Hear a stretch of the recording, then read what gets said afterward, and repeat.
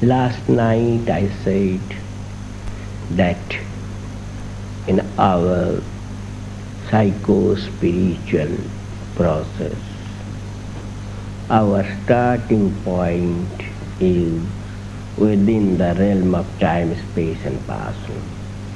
And our goal, for which I use the term supreme nominal entity, is beyond the reach of time, space and passing.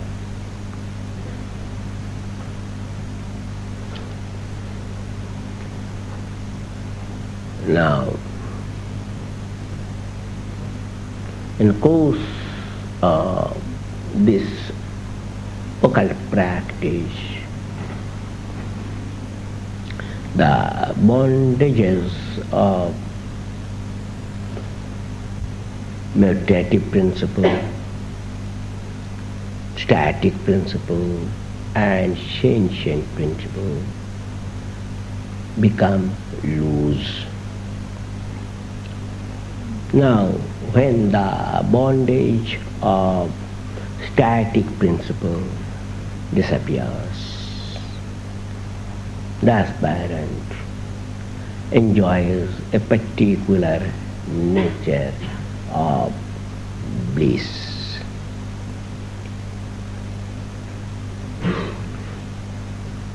There, that is in that stage, there remains no static bondage, but the bondages of mutative and sentient principles are there.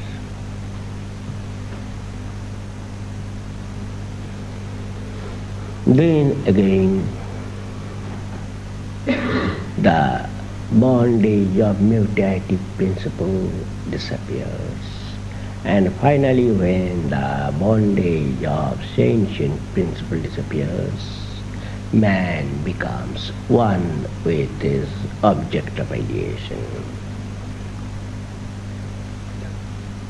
Now, when the primordial phase, when after starting from the physical sphere, the man, the aspirant is just to cross the cordon of static principle, he enjoys a special nature of pleasure.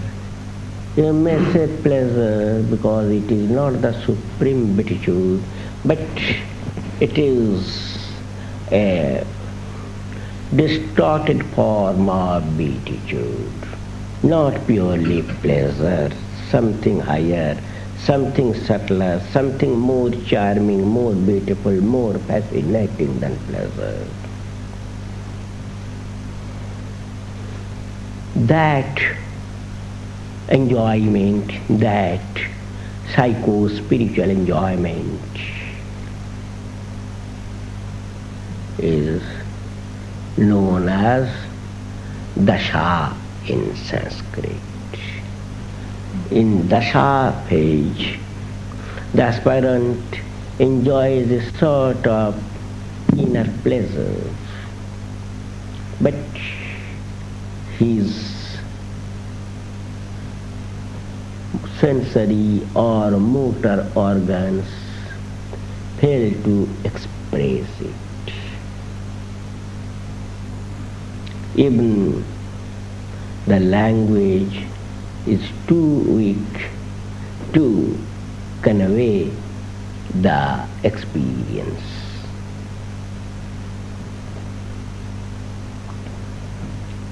That stage of human mind is called dasha. It tries to express something, but his vocal cord cannot produce the sound. In that stage, he may create a sound like this, but no definite language is expressed.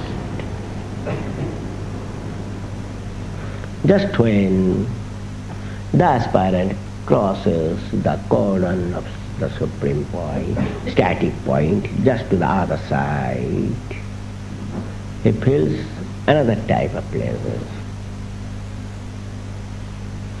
And in that case, it is a subtler phase. In that case, he feels that he is with his goal. He is with the supreme entity. And the universe is also there. But he feels that he has become a strong person physically, mentally, spiritually. And under such circumstances, he doesn't care a fig for what the world says. This phase is called bhava. When a man is in bhava, it will be very easy for you to understand it, because there will be certain expression not in the vocal cord but from here.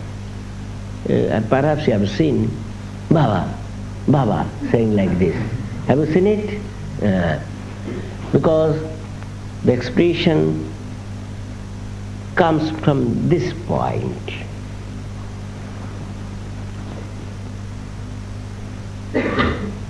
Then when the aspirant crosses the cordon of the mutative principle, that stage is known as bhava samadhi. In that phase, he feels that he is with his cosmic goal. There is no universe. At that stage, he ignores the entitative existence of the universe. But he feels that he is with his Lord.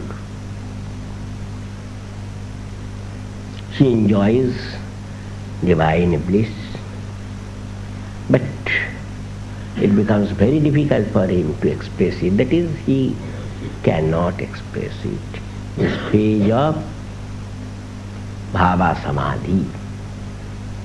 And in the final phase, when he crosses the jurisdiction of sentient principle, he feels that there is no duality. That is the duality, he and his Lord. This duality disappears. He feels there is only one existence, he is, or the Lord is. I am with my Lord, I and Lord. This duality disappears. Now, all other higher samadhis, this is called Mahabhava. All other higher samadhis are experiences of, different experiences of this Mahabhava. It depends on the style of ideation.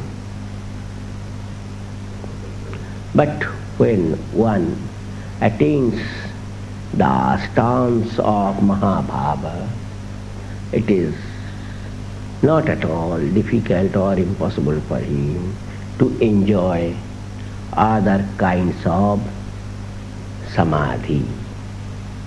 Not bhav samadhi, but actual samadhi. That is the highest form of samadhi. But all these samadhis, which are beyond the boundaries of sentient principle, are qualified samadhi, attributional samadhi. And the mind remains either in the form of microcosm or in the form of macrocosm. That is, the ectoplasmic stuff is there. But when he brings his mind to a pointed form, to a pinnacle form, to an apex form, the mind, the ectoplasmic stuff, disappears due to extreme concentration. And under such circumstances, the supreme cognitive faculty remains. This is called non-qualified, non-attributional samadhi, nirvikalpa samadhi in Sanskrit. By dint of japa kriya, japa, one attains the attributional stage of samadhi, and by dint of one's dhyana, one attains the non-attributional stance of samadhi, which is the goal of each and every individual of this universe. You should know it and you should do it accordingly.